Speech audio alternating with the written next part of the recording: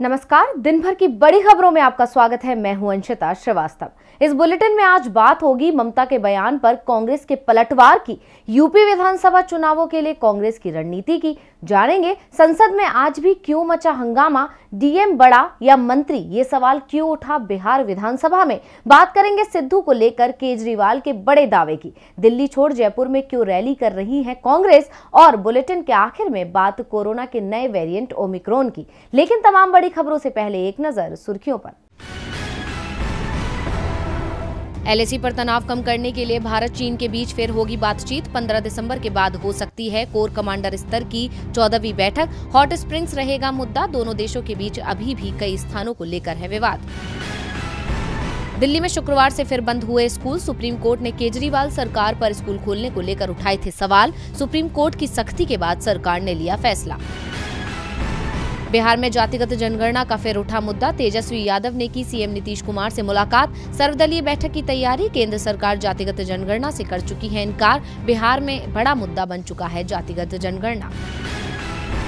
दक्षिण अफ्रीका में कोरोना के बढ़ते मामलों के चलते मुश्किल में फंसा टीम इंडिया का दौरा। बीसीसीआई ने एक सप्ताह के लिए टाला भारतीय क्रिकेट टीम का दक्षिण अफ्रीकी दौरा। टीम के चयन का काम भी रोका। लगातार दूसरे दिन शेयर बाजार में रही तेजी। सेंसेक्स 776 अंकों की तेजी के साथ 58,461 पर हुआ बंद। निफ्टी 235 अंकों की तेजी के साथ 17,402 पर पहुंचा।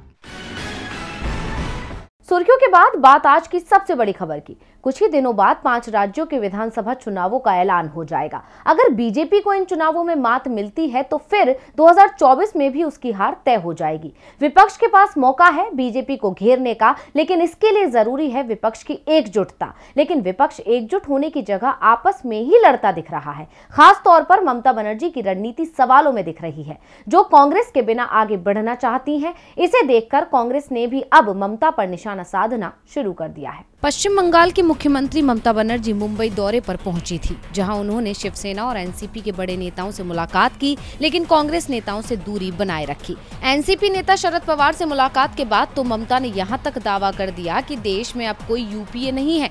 साथ ही उन्होंने बिना नाम लिए राहुल गांधी पर भी निशाना साधा था, जिस पर अब राज्यसभा में विपक्ष के नेता और कांग्रेस के सीनियर लीडर मल्लिकार्जुन खड़गे ने ममता बनर्जी को आड़े हाथों लेते हुए उन पर आरोप भी लगाया है। उन्होंने कहा कि कांग्रेस का लक्ष्य बीजेपी को हराना है, लेकिन कुछ लोग बीजेपी को केंद्र में सत्ता में बने रहने में मदद कर रहे हैं। मल्लिकार्जुन खड़गे ने कहा, ममता बनर्जी पूरी तरह से गलत हैं कि यूपीए का अस्तित्व नहीं है। राहुल गांधी पर निजी हमले करना भी गलत है। मल्लिकार्जुन खड़गे से पहले कांग्रेस नेता केसी वेणुगोपाल ने भी ममता बनर्जी पर निशाना साधते हुए कहा था कि कांग्रेस के बिना बीजेपी को हराना नामुमकिन है। कांग्रेस नेता कपिल सिब्बल ने कहा कि कांग्रेस के बिना यूपीए एक ऐसे शरीर की तरह होगा जिसमें आत्मा नहीं हो। कांग्रेस जहां ममता के दावे को खारिज कर रही है, तो टीएमसी के लिए चुनावी रणनीति तैयार करने वाले प्रशांत किशोर ने कांग्रेस सांसद राहुल गांधी पर ही सवाल उठा दिए हैं। प्रशांत किशोर ने विपक्ष के नेतृत्व के सवाल पर कहा कि विपक्ष का नेता किसे होना चाहिए, इसका फैसला लोकतांत्रिक तरीके से किया जाए। पीके ने कहा, कांग्रेस जिस विचार और दायरे का प्रतिनिधित्व करती रही है, वह एक मजबूत विपक्ष के लिए महत्वपूर्ण है, लेकिन कांग्रेस लीडरशिप और खास किसी विशेष शख्स के पास इसका दिव्य अधिकार नहीं है। वह भी तब जब पार्टी बीते 10 सालों में 90% से ज्यादा चुनाव हार चुकी है। ऐसे में विपक्ष की लीडरशिप का फैसला लोकतांत्रिक तरीके से होने देना चाहिए। जानकारों का मानना है कि ममता बनर्जी को विपक्ष की नेता के तौर पर प्रोजेक्ट करने के पीछे प्रशांत किशोर का ही दिमाग है। उन्हीं के प्रयासों के चलते गोवा से लेकर हरियाणा तक बड़ी संख्या में कांग्रेस के नेताओं ने टीएमसी का दामन थामा है। यानी अब कांग्रेस और टीएमसी आमने सामने हैं। देश में लोकसभा की 200 से 250 सीटें ऐसी हैं जहां कांग्रेस ही बीजेपी को रोक सकती है। ऐसे में कांग्रेस कमजोर होती है तो फिर बीजेपी को रोका नहीं जा सकता। ममता भले ही कांग्रेस को कमजोर बता रही हो, लेकिन कांग्रेस अभी भी देश में बीजेपी के बाद सबसे मजबूत पार्टी बनी हुई है। पार्टी खुद को मजबूत बनाने के लिए अब नई रणनीति भी अपना रही है। यूपी चुनावों में प्रियंका गांधी खुद पार्टी का चेहरा बन चुकी हैं। आज वो मुरादाबाद में थी। मुरादाबाद प्रियंका गांधी का ससुराल भी है। तो क्या कहा प्रियंका ने, देखिए रिपोर्ट। कांग्रेस के राष्ट्रीय महासचिव प्रियंका गांधी वाड्रा ने यूपी के मुरादाबाद में रैली को संबोधित किया। इस दौरे की खास बात ये है कि मुरादाबाद प्रियंका गांधी का ससुराल भी है। प्रियंका ने अपने संबोधन की शुरुआत मुरादाबाद से अपने रिश्ते का जिक्र करते हुए की। उन्होंने कहा, आप सबका मेरे ससुराल में स्वागत है। मैं मानती हूँ कि मैं बहुत दिनों के बाद आई हूँ। आपने मेरे परिवार को संरक्षण दिया। इसके बाद प्रियंका ने योगी सरकार को अपने निशाने पर लेते हुए मुरादाबाद के हालात का जिक्र करते हुए कहा कि मुरादाबाद को पीतल के लिए जाना जाता था। पहले इस शहर को विकसित करने की बात होती थी। पहले यहाँ लोन मिलता था, टैक्स माफ होता था। आज हालात कहाँ हैं? पहले 8,000 करोड़ का निर्यात होता था, वो घट गया है। 3 लाख लोगों का रोजगार चला गया। केंद्र सरकार पर निशाना साधते हुए प्रियंका ने कहा कि पहले नोटबंदी की, आपसे बोला काला धन वापस आएगा। फिर जीएसटी लगाई गई, कारीगर की दिहाड़ी आधी हुई, डीजल महंगा हुआ। उधर चीन आगे बढ़ता गया पर यहाँ इंफ्रास्ट्रक्चर मजबूत नहीं किया गया। इसके बाद प्रियंका ने यूपी टेट पेपर लीक मामले पर भी सरकार को घेरा। प्रियंका ने कहा, यूपी टेट में पेपर आउट हुआ और भर्ती फिर से लटक गई। 12 परीक्षाओं में ऐसा हुआ। योगी जी कहते हैं नौकरी है, लेकिन नौकरी के लिए योग्य युवा नहीं। जब तक वोट विकास के आधार पर नहीं डलेगा, तब तक इसी तरह की राजनीति होगी। इसके अलावा प्रियंका गांधी ने लखीमपुर मामले का भी जिक्र करते हुए मोदी और योगी सरकार को अपने निशाने पर लेते हुए कहा, लखीमपुर पर पीएम सीएम ने एक शब्द नहीं कहा। प्रियंका ने मुरादाबाद में सिर्फ बीजेपी को ही नहीं बल्कि सपा को भी आड़े हाथों लिया। सपा प्रमुख अखिलेश यादव को अपने निशाने पर लेते हुए प्रियंका बोली, लोग कहते हैं कि बीजेपी फिर जीतेगी, क्योंकि जो मुख्य विरोधी है वो भी विकास की बात नहीं करते। नारा देखा है, आ रहे हैं अखिलेश। बिजनौर में सीएए विरोध में सरकार ने गोली चलाई, क्या अखिलेश आए? उन्नाव और हाथरस में महिलाओं पर अत्याचार हुआ, क्या अखिलेश जी आए? लखीमपुर में क्या अखिलेश जी आए? चुनाव के समय क्यों आ रहे हैं? विरोधी दलों को घेरने के अलावा प्रियंका ने मुरादाबाद की जनता से विकास के वादे भी किए। कांग्रेस पार्टी इस चुनाव को सिर्फ विकास के आधार पर लड़ना चाहती है। हमने प्रतिज्ञा ली है कि हम 20 लाख रोजगार दिलाएंगे, हर जिले में हम उद्योगों के हब लगवाएंगे। ये खोखला वचन नहीं है। अब देखना होगा कि मुरादाबाद की जनता प्रियंका के वादों पर भरोसा करती है या नहीं। मोदी और योगी सरकार के खिलाफ कांग्रेस ही लड़ाई लड़ते दिख रही है। लखनऊ से दिल्ली तक कांग्रेस ने जनता से जुड़ा हर मुद्दा उठाया है। अभी संसद का सत्र चल रहा है और यहाँ भी कांग्रेस पार्टी ही लीड लेते दिख रही है। कांग्रेस के तीखे तेवरों के चलते आज एक बार फिर संसद में हंगामा मचा, लेकिन आज लोकसभा में कोरोना पर चर्चा भी हुई। तो कैसे चली आज संसद की कार्यवाही, देखिए रिपोर्ट। शीतकालीन सत्र को शुरू हुए 4 दिन हो चुके हैं, लेकिन संसद में काम न के बराबर ही हो सका है। सरकार इस उम्मीद के साथ संसद में आती है कि आज कुछ बिलों पर चर्चा हो सकेगी और विपक्ष इस उम्मीद के साथ आ रहा है कि 12 निलंबित सांसदों का निलंबन वापस हो जाएगा, लेकिन हर दिन दोनों को ही खाली हाथ लौटना पड़ रहा है। दरअसल राज्यसभा से विपक्ष के 12 सांसदों के निलंबन से पैदा हुआ गतिरोध टूटने का नाम नहीं ले रहा है। विपक्ष सांसदों के निलंबन को रद्द करने की मांग पर अड़ा हुआ है। विपक्ष के भारी हंगामे के चलते राज्यसभा की कार्यवाही नहीं चल पा रही है।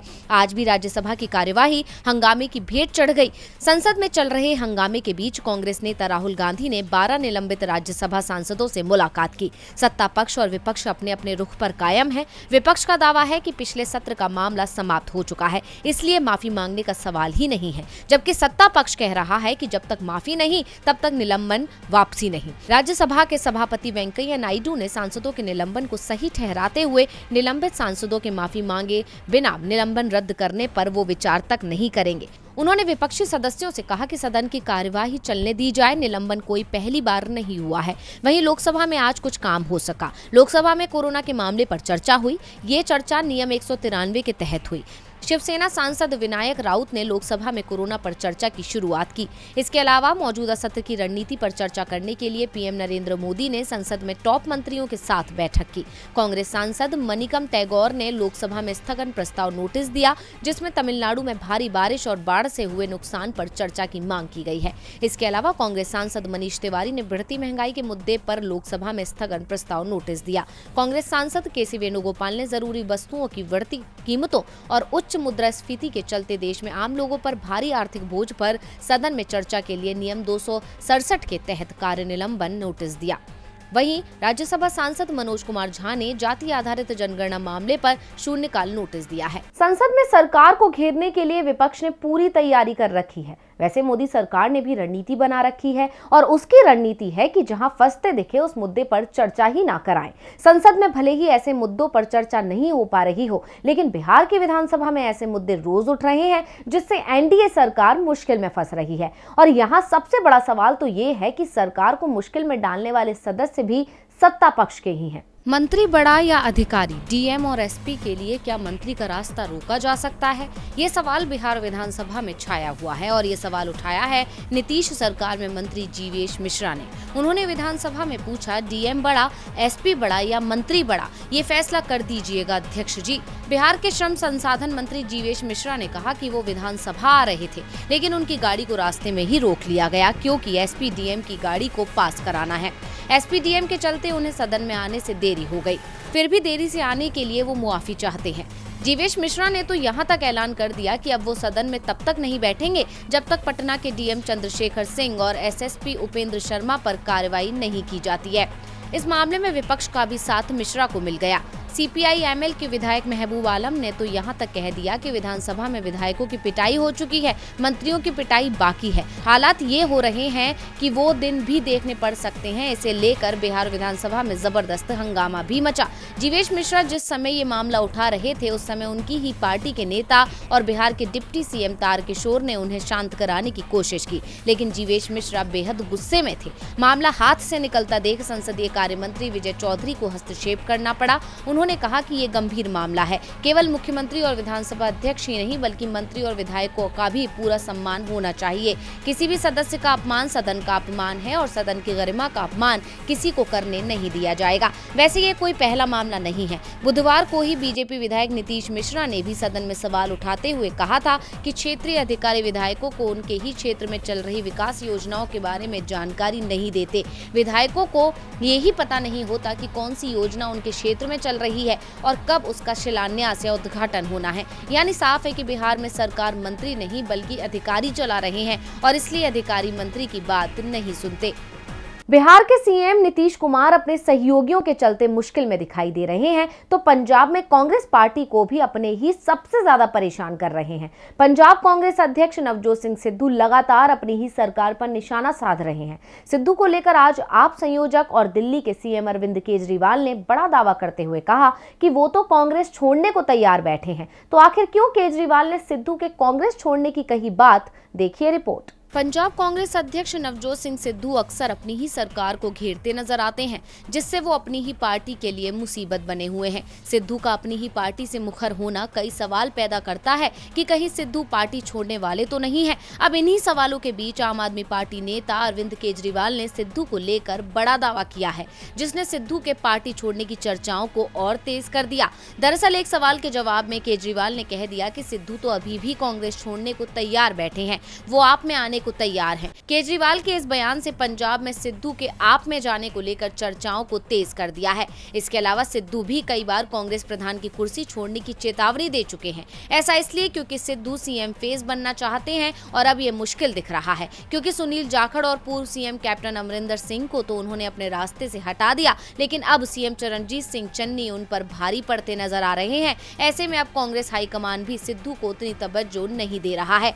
हालांकि सिद्धू खुद को 2022 के बाद सीएम चेहरे के तौर पर पेश कर रहे हैं, लेकिन मौजूदा सीएम चन्नी भी दावेदारी से पीछे नहीं हट रहे। इसके अलावा अगर सिद्धू के आप में जाने की बात करें तो आप अभी सीएम चेहरे की तलाश कर रहा है। केजरीवाल कह तो चुके हैं कि सीएम चेहरा सिख समाज से होगा, लेकिन नाम नहीं बता रहे। साथ ही केजरीवाल अक्सर सिद्धू की तारीफ करते नजर आते हैं।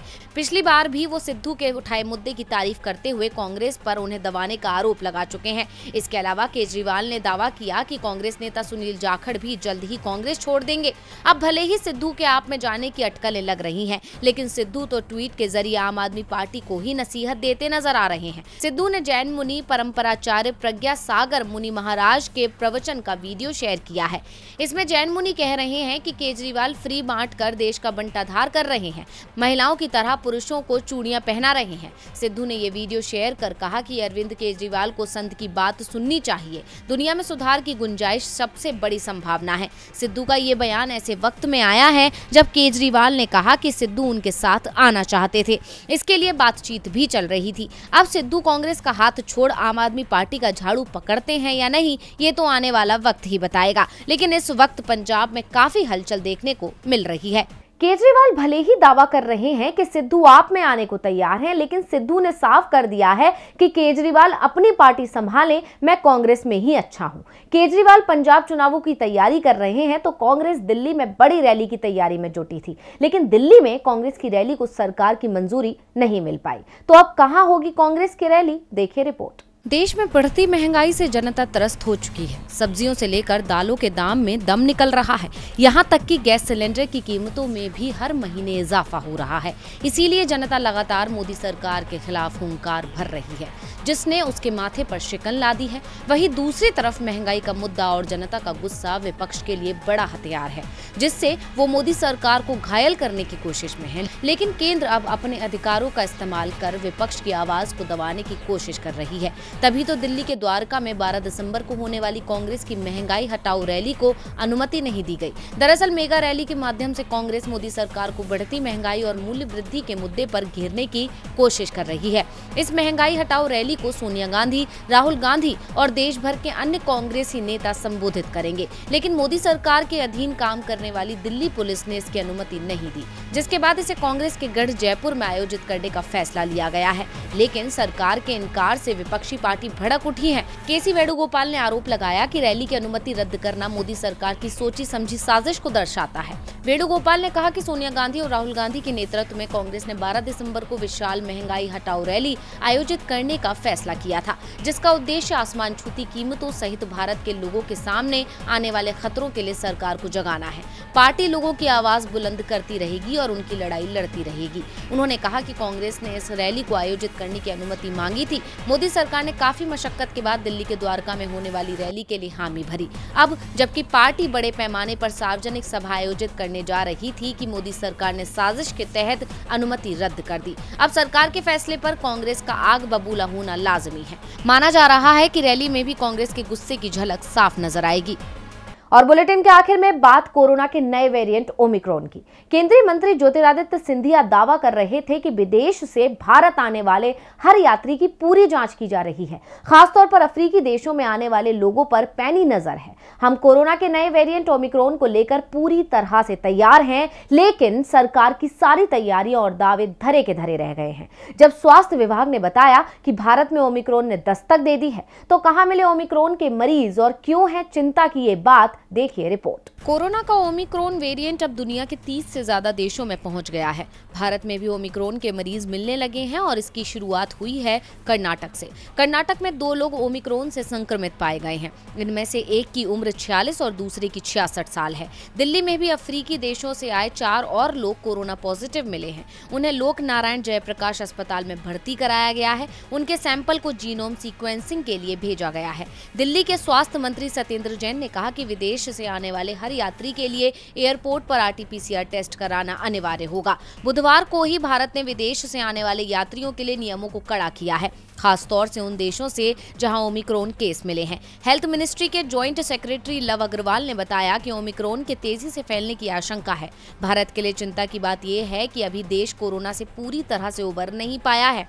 अभी भी भारत में रोज करीब 10,000 मामले मिल रहे हैं। ऐसे में ओमिक्रॉन वेरिएंट के आने से परेशानियां और बढ़ती दिख रही हैं। राज्य सरकारों ने अभी से इसे लेकर तैयारियां भी शुरू कर दी हैं। WHO ने तो ओमिक्रॉन वेरिएंट को वेरिएंट ऑफ कंसर्न घोषित किया है। दुनिया भर के एक्सपर्ट दावा कर रहे हैं कि कोरोना के ओमिक्रॉन वेरिएंट पर मोनोक्लोनल एंटीबॉडीज थेरेपी का कोई असर नहीं होता है। इस वेरिएंट की ताकत और लक्षणों को लेकर रोज नई जानकारियां सामने आ रही हैं। ओमिक्रॉन संक्रमण की शुरुआती जांच में दावा किया जा रहा है कि ये डेल्टा वेरिएंट से 6 गुना ज्यादा ताकतवर है, यानी ज्यादा संक्रामक है। डेल्टा वही वेरिएंट है जिसने भारत में कोरोना की दूसरी लहर पैदा की थी, जिसने देश के हेल्थ सिस्टम की पोल खोल कर रख दी थी। दुनिया में सबसे ज्यादा लोग डेल्टा वेरिएंट से ही संक्रमित हुए हैं। ओमिक्रॉन के बारे में दावा किया जा रहा है कि ये वेरिएंट इम्यून सिस्टम को भी चकमा दे सकता है। तो आज इस बुलेटिन में बस इतना ही। देखते रहिए DV लाइव। नमस्कार।